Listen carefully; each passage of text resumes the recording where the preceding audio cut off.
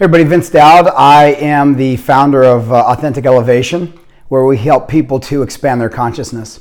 So I wanted to share with you my experience that I just had on 5-MeO DMT. Now before I do that, I kind of want to give you a background of who I am and the journey that's led me up to here, because it's something that's very profound, and I want to share kind of my path that led me to this point.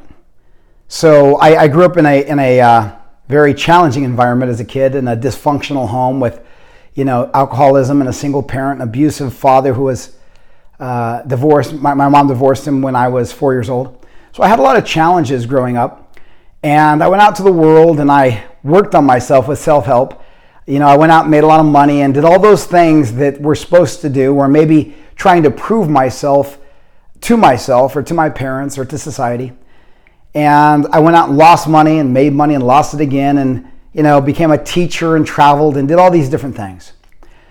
But I wasn't happy inside. Most of my life I was very miserable, very depressed, riding a roller coaster of maybe manic depressive, just not happy in myself. So self-help was the first thing that got me to start looking at myself, and that was through reading books like a lot of different books, from The Science of Getting Rich and Think and Grow Rich, and different types of things, Og Mandino, and all these different books, thousands of books. And that helped me, that really helped me, but that helped me more on a level of, I guess, more self-concept, realizing that we're valuable, that we can go out and we can do things and make money and whatever. So that took me to stage one. Then I ended up doing self-actualization, and I started to go to seminars on self-actualization, which really impacted me because I started to relook at my life from the inside out, started to look at who I am in the grand scheme of things. And that began to open me up to new levels of thinking. And I started to study more about self-actualization. And then I got into meditation, primordial sound meditation and different types of meditation. And eventually, when I lost money again, I ended up living in an ashram studying yoga, but traditional yoga from India. Not the asana movement so much, although that was part of it. It was more meditative yoga, which is yoga nidra, and yoga with the intention to wake up, with the intention to be present. And I fought that for a while with resistance, but then it started to shift me. I started to move outside of my body into higher conscious realms, moving to the bliss body, into rest in my true nature. And that led me deeper to work with plant medicines. And I went down to Honduras, I took my brother, and we went down and did ayahuasca. And that totally blew me into a whole new world of understanding and purging energetic patterns and purging past life experiences and all these different things. Yet ayahuasca is still in a dualistic sense. It's the subject-object idea, the duality. There's still myself looking at something. There's still the fact that I'm seeing things outside of me and within me. So it is still duality or separation. However, it's very healing, and I do think ayahuasca really started to open me up. And then I did mushrooms, and the mushrooms have a very different impact, but I feel like I wired into the universal grid. I wired in at least to the earth, and the plants and the animals all started to download to me. And during this process of ayahuasca, I started to do mudras. My fingers will start doing these different mudras, and apparently that I've recently learned might be a Kundalini awakening, which obviously is the energetic force within our bodies, and when it awakens, things happen. So between the ayahuasca and the mushrooms, and doing this, by the way, not as a party. This is not something as a party or a drug you go play with. These were all done in sacred ceremonies. These were all done from yoga to meditation to ayahuasca to the sweat lodges to everything I've done has been done with a form of sacred intention, looking for more depth and more truth in the world, not to play with. So then it came time for me, and I heard about 5-MeO DMT, and I heard about it for quite a while. My assumption was it would be very much like DMT, which is present in ayahuasca when you do the ayahuasca experience. But it is very different. The molecule itself is different, and it is very, very different than DMT. And I could never explain it to somebody because words will never hold enough energetic impact to explain this to anybody. But I'm going to do my best to explain what I experienced with the DMT experience. And it's still pretty fresh in my mind, but I want you to know what I experienced, and I hope it'll give you some insight on whether or not this journey is something you want to look at following. So I thought the 5-MeO DMT experience would be somewhat similar to ayahuasca, but just quicker. I heard it only takes about 15 minutes, maybe up to 30 minutes, and then you're kind of back in your body and experiencing your life again. But I also knew from a friend of mine who did it that he had ended up, he said, in samadhi. If you're not familiar with samadhi, samadhi is becoming one. It's true singularity. It's becoming the divine, understanding who you are in the presence of all things, that you are all things. So the yogis go into samadhi in deep meditation if they've gone deep enough and they've worked hard enough, I guess not even hard enough, if they've gotten to the point where they hit samadhi, they realize and have this revelation that they are all things, that they are God. And I've had little glimpses of that with my yoga nidra practice, but I've never really experienced it. I have studied it, I've seen videos that talk about it, but again, we can't conceptualize it with our heads. So it does me no good to even explain it even if I did know what it was, I couldn't explain it. But I will say I believe that I experienced samadhi with the 5-MeO DMT, and I can't explain it to you. I'm going to do my best to give you the ideas of what happened in my entire process going up to it.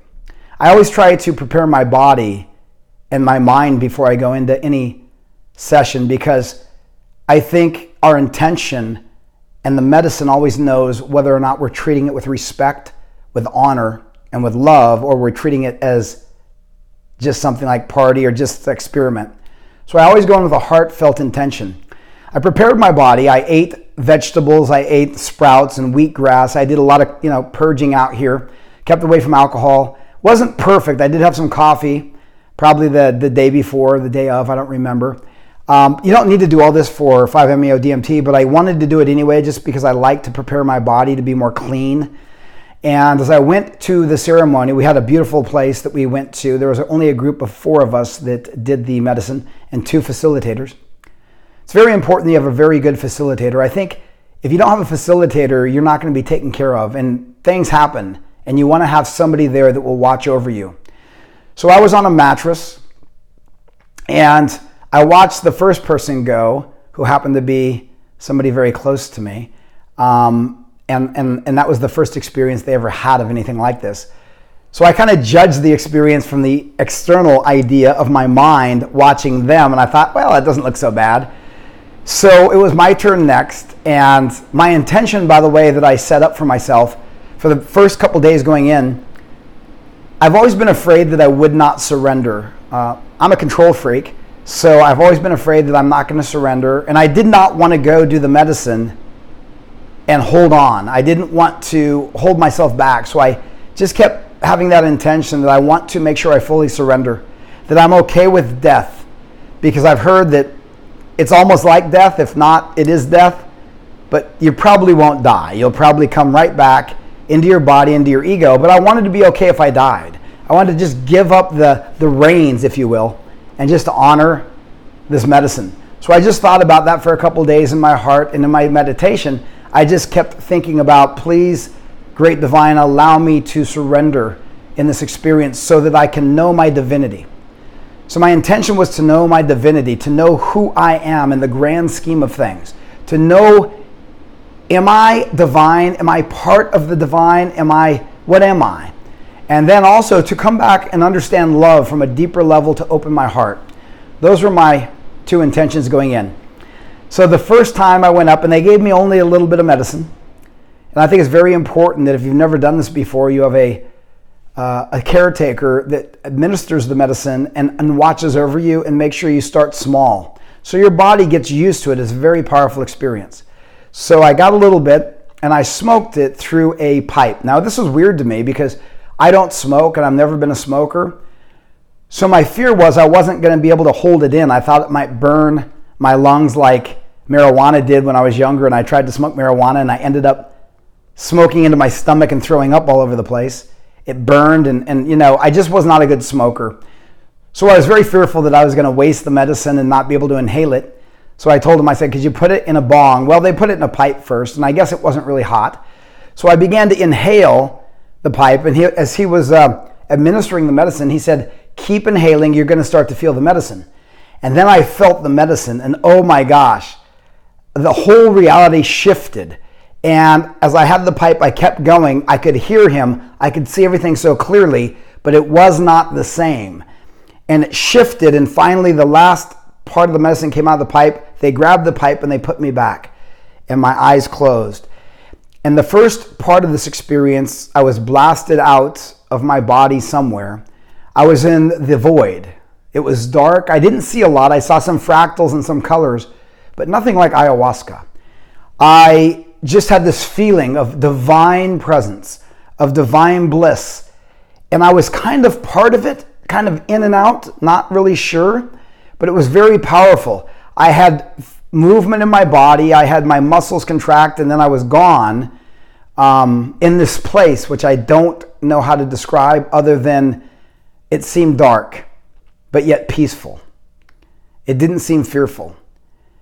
And so I had this experience. I don't remember much from that one. And I came back into my body, into my ego, and I was coming back into the room, and I sat up and I looked at everybody, and I had a love for them. And I told the gentleman that gave me the medicine, I said, that was not a small one, was it? You lied to me. You gave me a big one. And he laughed because it was so powerful and I couldn't describe it. But it was a small one. So what I experienced was just the beginning. But it was so big. And I was like, oh my God, this is so powerful compared to anything I've experienced. And I only did a little bit. So they let me have some space, and they hugged on me for a few minutes, and everybody was like loving on me, which was very powerful. It like shed some layers of pain of my insecurities and my lack and my ego, I guess, a little bit. But what was to come was even going to be much bigger. So after I had about 15 minutes or so of just coming back to be focused, they said, are you ready to go again? And I said, yes. So this time I said, could we do the bong? Because I felt like it'd be easier for me with more medicine to get the smoke into my lungs without coughing it up. So they put in the bong, and I did it. And this time he said, keep going, keep going. And then he pulled the little thing out, and I pulled my mouth off, and I sucked in the rest of the medicine. And then they took the bong, and I fell back, and I had the most profound experience in my entire life. And I know I won't be able to even shed light on any fragment of it, but I'm going to attempt to tell you what I've experienced from what I remember and what people in the room told me that I went through. And this is not to scare you, because I want you to know I had no fear in this. There was fear in it, but also amazing love. So we all have fear in everything we do. It's an embedded part of who we are, especially in this dualistic society. So what happened was I laid back, and then I just started to do this amazing like shaking. Now I had already studied that when you're in symmetry on the medicine, you're in bliss or samadhi, becoming one with unity consciousness. When you're out of symmetry, you start to go back into ego. So you watch people, they'll cross their legs, they'll cross their arms. That comes back into ego on this planet. So I knew I went back and I laid out in symmetry. And then my hands started doing the mudras again right away. And I was still present of that. They started doing these mudras, but they were symmetrical. So I was kind of shifting, starting to move. Then my body started to vibrate. And then I started to like explode. It felt like my body fell into a billion pieces.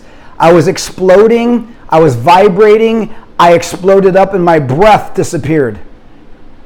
I was facing the fear of death. It was death totally. I didn't even know I existed anymore.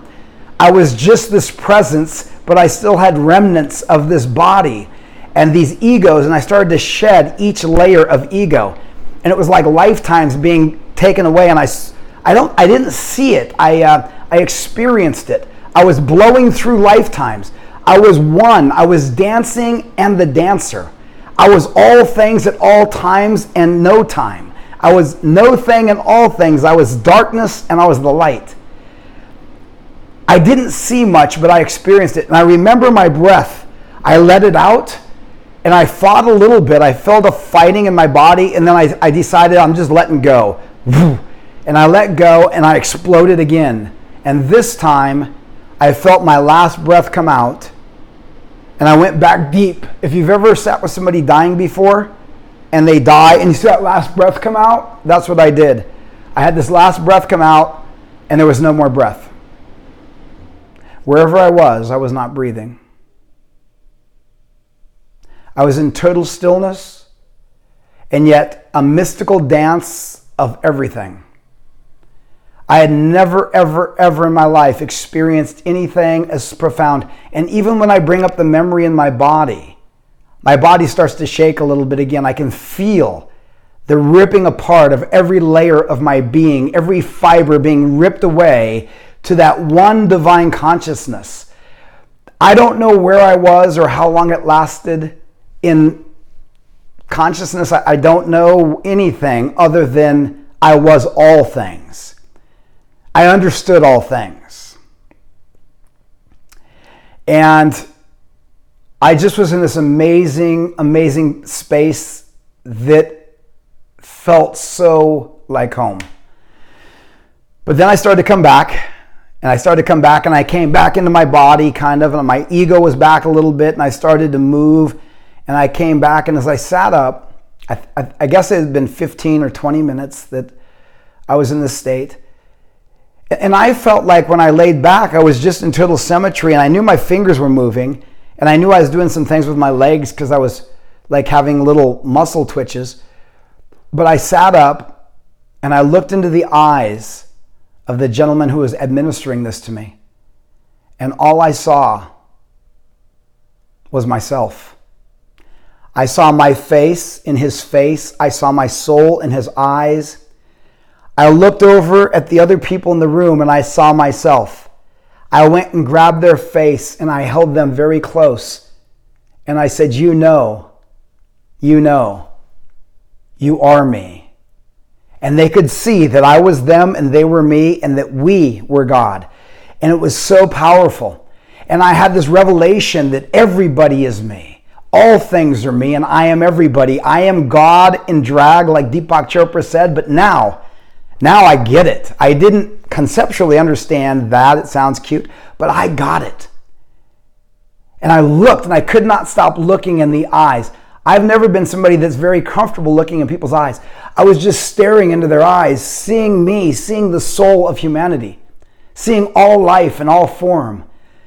And I had this amazing love for each person in that room. As I looked outside to the trees and the sun, I just saw this beauty. And I hugged them. And then they came over and everybody started hugging me and I began to cry.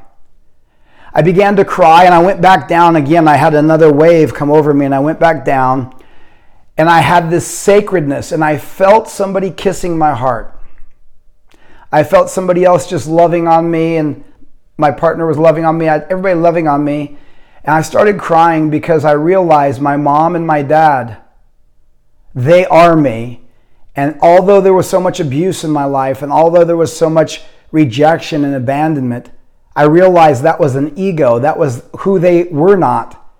And I realized who they were. And as one of the facilitators was kissing my heart, I felt my mom there kissing my heart. And I realized this was my mom as I sat and I watched her die in 2006. I realized that she saw what I just experienced. She just experienced what I went through.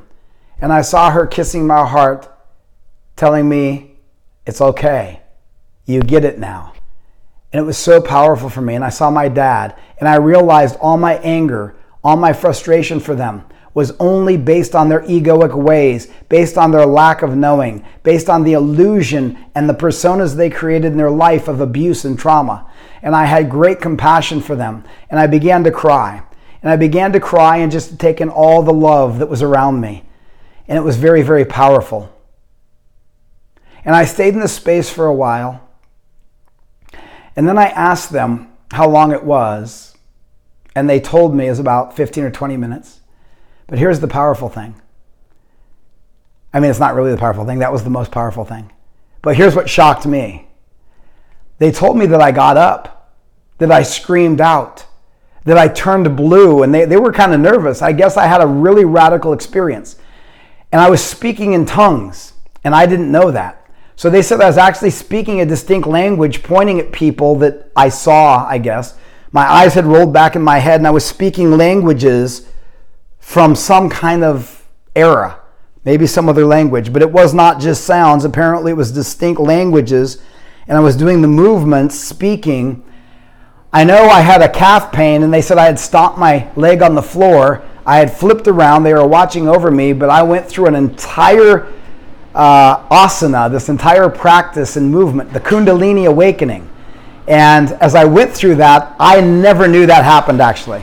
Sorry, that's my espresso machine going off. I never knew this happened. I thought I just laid there the whole time and surrendered, but I was moving all around in contortions and things like this. That's why it's very important you have people watch over you, because I moved like crazy once I gave up and surrendered.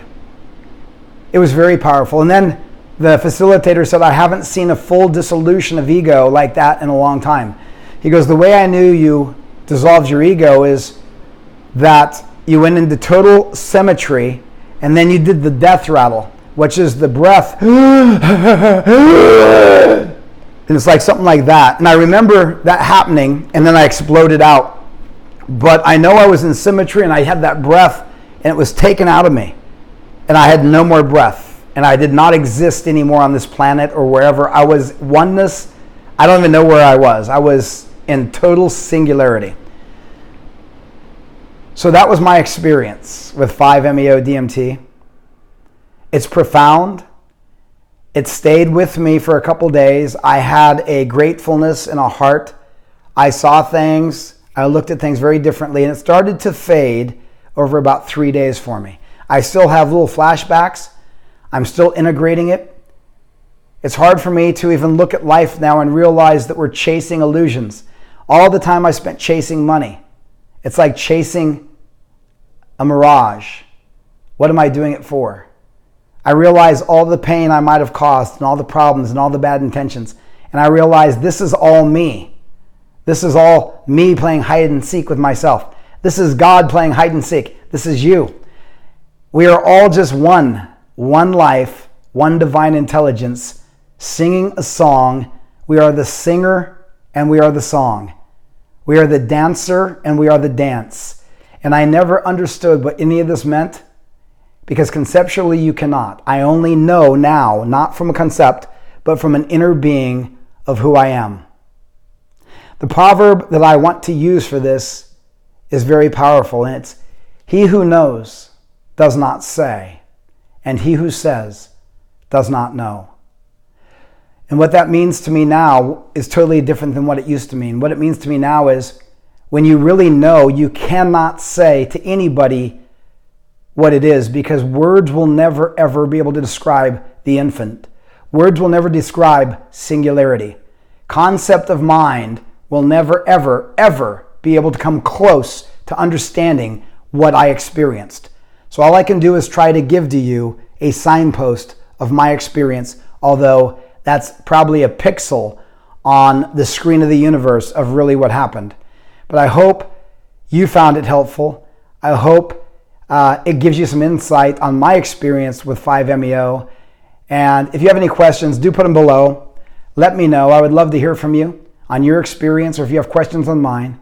I just think it's a sacred journey, and I realized everything, and I do mean everything, is sacred, because it is you, and it is me, and you are me. Thank you very much for watching. Please do let me know what you think. And if you want to follow me, please do so at Facebook. I do have a group called Authentic Elevation. And let me know, DM me, and let me know that you watched this video. If you go to my website, by the way, I do have a free ebook called The Science of Getting Rich, which I'm going to change it. Right now, it just gets me your name and email address if you want it, but it's a really good book as well. Anyway, Jai Bhagwan, thank you so much for stopping by my YouTube channel. Chai Bhagwan. May you be blessed.